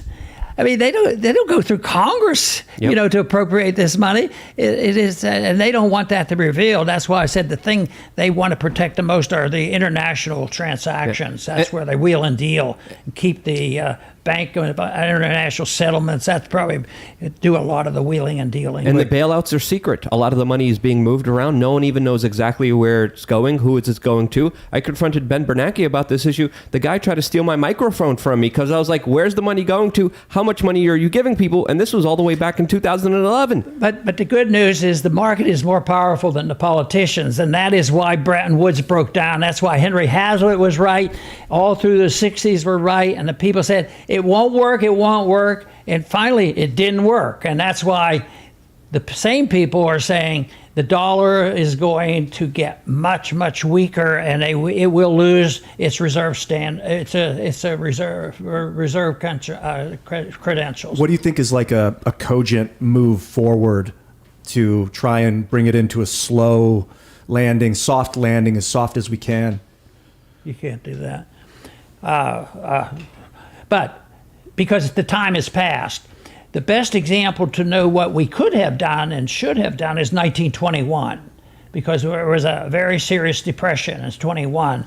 And I guess Hoover was still in, but the Keynesianism hadn't taken over. And they just thought, you didn't bail people out. You know, it's bad debt. Liquidate the debt and get it over with. So they did nothing, and after a little over a year, the GDP, I think, went down like 15%. And then everybody, had to go back to scratch. And after that, everything was growth. The markets were growing again. And you could have done that. And you could do it now, but politically it wouldn't be acceptable. So start businesses in the private sector? What? If we were going to do it like a soft landing or something, it would be like by creating productivity, but not waiting for the politicians? Well, that's why the market is important. I think that you could, if you took all of the dumb economic things that Biden has done, especially in energy, blowing up pipelines, and, doing all that nonsense and more regulation, if you remove that, that would be helpful. That would increase productivity and lower prices. But the debt is too big. The debt is going to haunt us, and people worry, rightfully so, that the debt will be liquidated, and they are going to default. But the default comes because the debt is shrinking right now because of the money is worth so little. Yeah. And they can't quit doing that. They even talk about, raising interest rates right now each day. If they say one word to hint that, well, interest rates are going to go up a little bit, the market's go down $1 trillion. It's just crazy. All right. It's beyond repair. We're going to go to Super Chats. So if you haven't already, would you kindly smash that like button, subscribe to this channel, share the show with your friends, and become a member at timcast.com. Head over to timcast.com, click Join Us. Become a member, because we're going to have an uncensored members-only show coming up at about 10 p.m. Eastern Time, where we're even going to take audience questions. And I believe in this segment, we'll try and focus on cultural issues that are currently happening today, which I really want to ask about, especially in a medical context. And I think some of you may understand where I'm going with that, so we'll save that one for the not-so-family-friendly after show. And in the meantime, let's read your Super Chats. So we have this one from Raymond G. Stanley Jr. He says, Ron, sir, thanks for coming. I literally just left my first Libertarian Party regional meeting thanks to Decord. These folks are legit. 4 are running for local office. Others doing work. I was quite impressed, sir.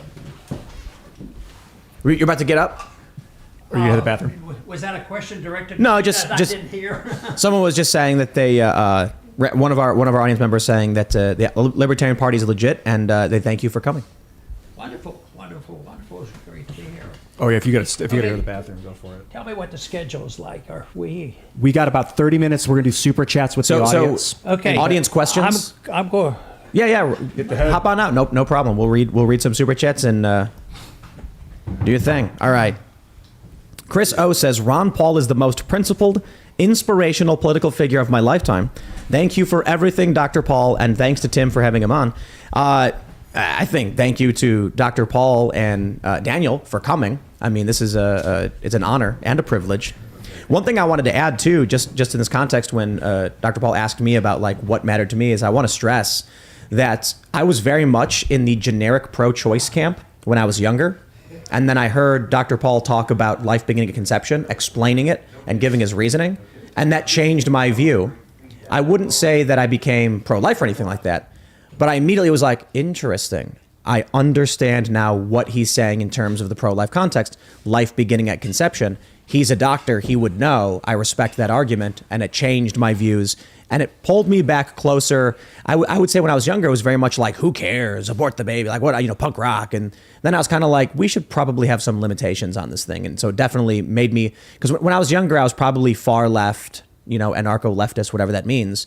And then as I got older, I became more centrist libertarian type. And I think Ron Paul played a role in that for sure. Yeah. Well, he tells a powerful story. When he first started, he was in residency, and he would tell it better than I would. But just as an example, that there was an abortion that survived, and the baby was lying in the corner of the room, and everyone just was pretending that it wasn't there as the baby gasped for air, because the point was that that baby was supposed to be aborted. And he didn't have a real strong view necessarily until that experience. And I think it really, and it was, I think, in the one book that he wrote about abortion, it really affected him. So if you're against violence, that literally is an act of violence, you know. Yeah. And personally, I just never liked the government. I don't know about you guys, but never used to saw them love as the a solution. government. Everyone's calling you Daniel McBased in the comments, by the way. All right. Kite the Twin Blade says, it's happening.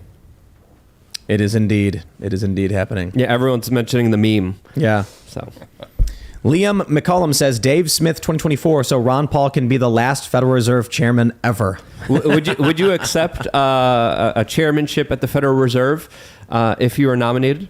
Well, you know, that's about the last thing that would ever happen. Well, Would so I accept? Yeah, as long as they knew my rules. My first goal would be to close shop. well, that's the point. Are you familiar with Dave Smith? Dave Smith, yeah. Oh, You want to grab the mic? yeah. Grab the mic too when you're talking into the mic. Okay. Yeah, the super chat was about I thought Dave you were Smith. tired listening to me. Oh, no, never. About Dave Smith becoming president and nominating you for the Federal Reserve chair. Yeah, do you know Dave Smith? Yeah. He may be the 2024 Libertarian candidate. I'd hope so. I know, we'll see. But someone asked, if he wins, would you accept an appointment to chair the Federal Reserve? Oh, I would, but it wouldn't be living in the practical world. It would be shutting it down. Yeah. I think we can accept that. Oh. All right. Grim Metal says, you woke me up in 2007, Dr. Paul. Thank you so much. My entire metals business that is thriving is all because of you. Look at that. All right. What do we have here? Frump says, as an older millennial, I voted for you, wrote you in, and adored your view on what we can be. I appreciate Rand and his views. He's a solid guy. Please stay with us. We need another 23 plus years. Well, all right. Cloudroth says, Ron Paul makes me proud to be an American. Man, it is. I think I mentioned this before, but as you were talking about, you maybe say something to 10 people, but then as the time goes on, those ideas ripple outward. I don't know if you're aware of just how many millions or even tens of millions of people are where they are politically, economically, because of the work you did and how profound that was for so many people. No, but that might be exaggerated a little bit. but we don't know that. I'm fascinated with the concept of the remnant. And I would say that the people that are in this meeting here tonight pretty look much like they're dealing with retaining and maintaining the beliefs in liberty, and you become a remnant. And I've heard a little bit of disagreement, but I heard people in this room that wanted to just hear the plain truth of things. Well, and then that's, to me, the wonderful thing. And so we don't know,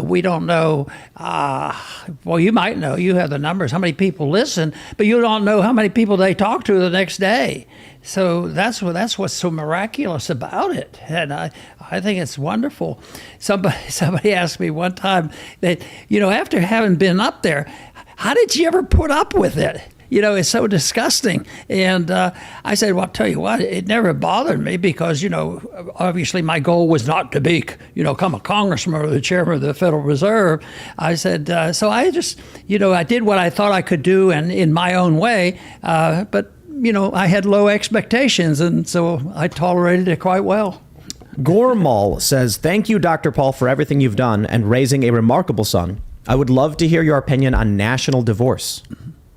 National divorce, and that this is to separate the good guys from the bad guys, huh? Well, I don't know, exactly what all the details would be. All I want is freedom of choice. And right now, the founders were rather astute in providing for us a way that we can move around. And if you didn't like one state, you could move around. But no, I'd like the unit of government always to be permitted. And I think the most important unit of government that we should have is the individual. Self-government is what we need. And then the person is totally responsible for everything he or she does. does, and you have to accept the consequence. But I think the other principle in this that you have to look for is the principle of private property rights, owning property. If you know that it's your property and they're not supposed to mess with it, and if you're not allowed to mess with your neighbor's property, then we have to accept the expansion of that, which we don't do very often in Washington, is that that if you can't do it, if you can't steal from your neighbor, you're not allowed to send the government there. You call the congressman. I'll get that from him. He has too much stuff, so we'll get it. So those a couple principles would. So just those principles aren't complex, and I think a lot of people. Yeah, that makes sense. I always the compliment I like the best is this.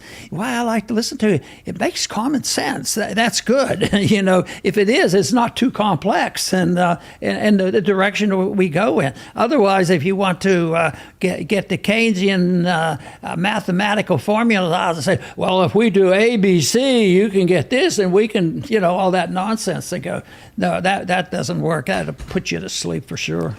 What do we have here? A free-thinking dog says, how do we get libertarians and conservatives to align today? Together, we would be unbeatable, but we need to get libertarians back to some sanity. I would say the opposite of that. We need to get the other party back to some sanity and stop trying to bomb people. I think the Bush years had tremendous damage to the Republican Party and the Conservative Party, especially with all the wars that they have started. They had the seat at the table. They had the Congress, they had the Senate, they had the Supreme Court, they had everything, and they decided to go with pointless wars. Why would people trust that? They don't trust that, and this is what caused Obama to be as powerful as it is. This is what caused the kind of woke movement to be where it is right now, a direct pushback against the conservatives sitting at the table, and then I would, frankly say, pooping all over it. I thought your work was an example of bridging the gap between libertarianism and the Republican Party. Do you see, well, one, I guess, do you see a lot of like cohesiveness between the two, or would you like to? Oh, I would like to, but I'm not sure it's going to be all of a sudden a reformation and the Republicans changing their tune. Because right now, the thing that's fascinated me about bringing people together is the fact that I'm disappointed that the traditional progressive Democrat that was an ally when I was in Congress. The Dennis Kuciniches, we'd work together and try to make the point of the stupidity of the wars in the Middle East. And I got more support from Democrats because Bush was in there. So it was political. It was short-sighted. So that is. One thing that we could do is, if the progressives are moving away, they're acting more like hawks. They're joining the Republican hawks, but at the same time, the Republicans are improving. Now they have a little group up there that got together with a remnant of the progressive Democrats, and they were able to persuade people that it's time we have to think about no more money to Ukraine. So that's a start. The problem there is our practical problem that Daniel and I have to deal with. Yeah, that's all good. But so often when we find somebody, they want to do this, and we're doing too much there. What they want to do is for you to build up the hatred toward China. Oh, we'd rather fight China. That wears me out. Yeah, we did an episode of the Ron Paul Liberty Report. I think it was last week about this. There was a Politico story about how Speaker McCarthy is getting very nervous because he's got a breakaway group of Republicans who are willing to get together with progressives who are breaking away from their party. And the reason why it's important is because there's a lot of leverage there. McCarthy can only afford to lose 4 votes on anything. So if you've got 10 people, we saw all the people that were holding up his taking the chair. If you've got 10 or 15 people, and they will line up with 3 or 4 on the progressive side, you literally have a third party in Congress right now that has enormous stopping power. And, it's our sincere hope that they realize the power they have. One of the things that they coalesced on is ending the authorization for the Iraq War. And that's an easy one. So start with the easy things like that and realize how much power a group of 10 people can have in this kind of a close Congress. I mean, that's one of the few areas, I think, for optimism. Jim O'Brien says, what are the pronouns on the black shirt? Told you so. Oh, those are good ones. Yeah. That's on my shirt saying that I identify as a conspiracy theorist. So. Oh, okay. Infernal Saxon says, could a state government audit the Fed? state government. Yeah. Well, the state governments are doing good jobs. They've gotten together. I have visited some of their legislative bodies, and it's neat because they're taking the Constitution literally, and they're saying only legal tender to the states allowed to use is gold and silver. So they're they don't have to ask the federal government about this. They're just. And it's really pretty neat. It's a good teaching device. We're not going to have magic and change it, but this is the kind of thing that I think gets people's attention. Somebody might say, I wonder why the founders put that in there. How would we have a Federal Reserve? Well, maybe we don't need a Federal Reserve. So, but there's about 6 states or so that have worked on this, and I'd like to see the states really move in that direction. So we encourage that a whole lot to argue the case for the states to do something. Right on. Heron Gaming News says, one thing is clear, I'm bringing marshmallows and toasting them over the dumpster fire the establishment gave us. Luke is a statist. I missed you, Luke. How dare you call me that? If there's one offensive thing you can call me, it is that. I am highly offended, triggered. Statist? Seriously? All right, let's see. Winston Alexander says, Ian, AI drones to pacify the military-industrial complex? WTF? Why not direct the military-industrial complex into something productive like space stations or spaceships? I'm down to do that too. So what I would want to do is build drone swarms and then put onboard artificial intelligence on the drone swarms, but don't give the swarms weapons. Just give them like sensor targeting things so they can swarm us, target our weaknesses, and then give us what we did wrong and tell us how to get better at destroying them. Because drone swarms is the next stage of war. But Ian's right. There's videos talking about the drone swarm developments they've been working on in warfare, where they can unleash like 100,000 drones that can they don't need a nuke. They just get these drones to all crash into a city in perfect synchronicity, targeting the key point. It's crazy precision. But I would argue maybe we just get government contracts for assembly drones, where the drones in outer space build things. Yeah. That'd be cool. Yeah, you can have like 100 trillion drones in space all working in synergy to build. Size almost becomes irrelevant when you're building in space. You'll be able to build planetary-sized Dyson spheres. Yeah. Just build a Dyson sphere. Space exploration? Can we do a little bit of that, maybe? Yeah, yes. I'm down for that. That sounds a lot better than bombing and killing people. Yes, Starship's launching soon. Elon Musk's Starship. So Let's get him on the show. He's in Austin, isn't he? Is he? I might DM him. Yeah, hit him up. Hit him up. Tell him to come on the show. We'll talk about Twitter. All right, let's grab some more. Heron Gaming News says, Luke, can anarchy save us, or will the feds be benevolent rulers? I don't have I don't globe? have a You remember that? Yes. With Korean champions? Yes.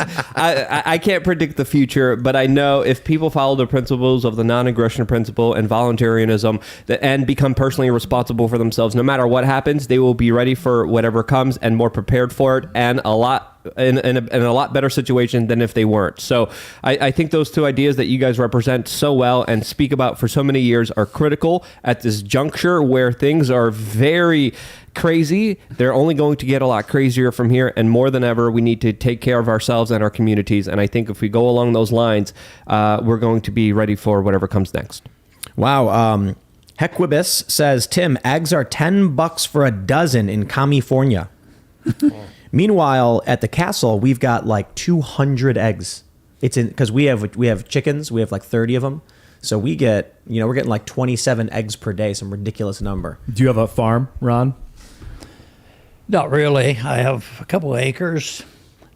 I was raised in a way a chicken farm and a dairy, and I decided that I wouldn't raise chickens at this particular time. Have a couple cows, but I have a nice place. And once again, it's back to my so-called optimism that I just haven't run into a lot of ugly people. I mean, I know they're out there and I suffer their consequences, but no, our family feels very fortunate that I've been able to practice medicine, and we have few problems, and it's been rather nice. But I'm not a farmer. You would agree, though, that chickens are pretty cool.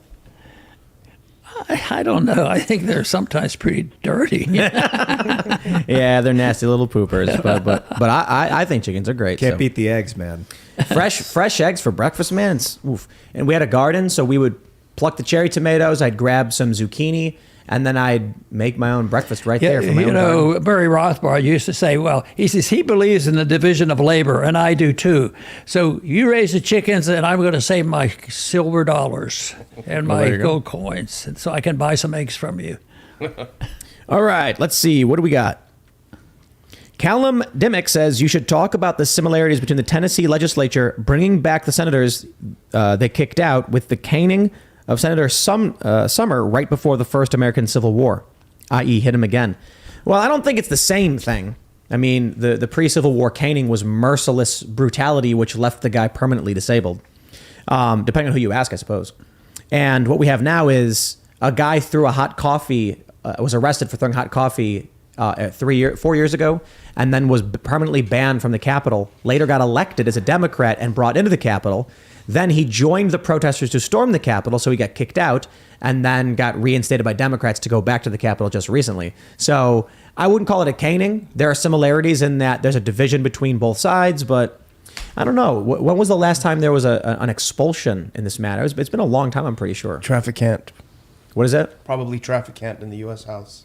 James Trafficant, Congress member. When was that? I was House there of at the 5 or time, 6. so 05, 06. Wow. What brought that about? His Oh, story, Congressman's Trafficant story is crazy. Yeah, extraordinary is absolutely wonderful. If you don't know about that man, I interviewed an him. elevator pitch? I interviewed him before, and I'm still shocked. Yeah, what happened? Do you want to take this, Daniel? Well, you probably know the details better than I do, but it seems like he was JFK too. Yeah. Big time. What was he I trying? remember going to the House floor for him. Yeah, everyone voted no. I mean, everyone voted to expel. Lauderette voted not to expel, and you voted present because you objected to the entire process. So it was ugly. Garbage. It was ugly. It's just like an emotional thing. People are trying. What were they throwing him out for? They claimed that he had some staffers paint his boat. Really? But what they were really throwing him out for is because he showed that the emperor had no clothes, that the whole system. You know, he was famous for going down to the floor and give 1-minute speeches that he ended with "Beam me up, Scotty." You know, and so he had. He's really a neat guy. Yeah, he had contempt and disdain for all the hypocrisy in Washington. And he passed away. He never sat with the Democrats. No, And he passed away from an accident. Again. tractor accident. Tractor accident. He was independent. Yeah, True yeah. independent. You can see my interview with him on We Are Change. Maybe you'll be able to find it if you look up James Trafficant, We Are Change. But crazy story. All right. Ronwell Nagales says, nice meeting you in person. Thanks for taking a picture with me and signed my book last February. I had a child star who I'm a huge fan of, gave me the confidence I need to meet you. You're my hero, and I would have voted for you for president in 2012. That's very nice. Yeah. All right. They Eddie says, in 07, when I was 17 and scared ishless by Alex Jones's Endgame, Dr. Paul was the only politician we were told we could trust. I supported his family only until Trump. Still very grateful for Paul's. Yeah, I love Rand, man. You guys are so different, but it almost like freaks me out that you're related. I love it. Like I want to see you together talking. Just like. Yeah, I think he does a very good job, and I'm pretty critical of myself. So sometimes I sit there and I say, he's better than I am at this stuff here. He gives a good speech. Yeah. He's very, very knowledgeable on the COVID business. The confrontation with Fauci is something for the history books. Yeah. Here's a good one. Anwar Abu Baker says there's a Ron Paul Revolution billboard still on the highway between Nevada and California from Dr. Paul's last presidential campaign. Wow. Who sees it when they're leaving California or going to California? Yeah, that's a good question. Maybe when they're leaving and then they can think about it. Maybe they're leaving for a reason, you know? Or maybe they should see it before they get there, to be honest. Yeah. Turn around. All right, what do we got here? Phil H. says, libertarians have gained a lot of ground with Republicans. Can the same be done with Democrats, or are they too far gone? Well, my view is that Democrats believe incorrect things too much. There are certainly conservatives who believe incorrect things, but for the most part, when I have a conversation with somebody as it pertains to Ukraine or economics or anything, they're just like, I don't know. What they know is what the New York Times just said last night. And that's probably why they don't like coming on shows like this, where we will pull up all of the stories and they'll have to confront those issues. They don't want to do it. So, all right. Let's see. We'll grab a couple more. Where are we at? Corn Pop says, Graph Ian, Bud Light, Graphene, make the shirts, Luke. I don't know. I don't know if that one will do well. I don't know if Luke could make a shirt for Ian, a Graph Ian shirt. I think that's a Ian shirt. Yeah. My blessing. Ian You're shirt. welcome to, but I'll do it. We'll donate it to the Graphene Fund. I don't understand the shirt that he's saying though. Graphene, Bud Light, Graphene. I don't know. Yeah. All right. Frump says, Ron superseding Ian in the 20 throws. Luke, stop throwing 20s. Yeah. Well, all right. That's a dungeon. You ever played Dungeons and Dragons? The what? Have you played Dungeons and Dragons, the board game? You roll No. dice to do things in the game. And if you roll a 20, that means you get a critical success. So this guy said you got more critical successes. I'm not into those kind of games. You're not a gamer?